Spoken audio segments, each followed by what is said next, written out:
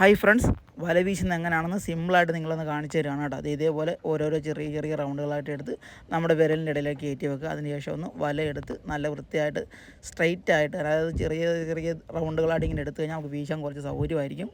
അതിനുശേഷം നല്ലപോലെ ഒന്ന് വല ഒന്ന് കുടഞ്ഞ് വെക്കുക. കാരണം നമ്മുടെ മണി ഓടം കോർക്കുകയോ അല്ലെങ്കിൽ കെട്ട് വീഴുകയോ ഒന്നും ചെയ്യാതിരിക്കാൻ വേണ്ടിയാണ് നമ്മളിങ്ങനെ ഒന്ന് കുടഞ്ഞെടുക്കുന്നത്. നമ്മുടെ വീഡിയോ കാണുന്ന കൂട്ടുകാരന്മാർക്ക് നമ്മുടെ ഈ വീഡിയോ ഹെൽപ്ഫുൾ ആണെങ്കിൽ നിങ്ങൾ ഉറപ്പായിട്ടും നമ്മുടെ ചാനൽ സബ്സ്ക്രൈബ് ചെയ്ത് നമ്മളെ സപ്പോർട്ട് ചെയ്യണം. നിങ്ങളുടെ സപ്പോർട്ടും കാര്യങ്ങളൊക്കെ ഉണ്ടെങ്കിൽ നമുക്ക് നല്ല നല്ല വീഡിയോസും കാര്യങ്ങളൊക്കെ മുന്നോട്ട് പോകാൻ പറ്റത്തുള്ളൂ. അപ്പോൾ എല്ലാവരും തന്നെ സപ്പോർട്ട് ചെയ്യുമെന്ന് വിശ്വസിക്കുന്നു.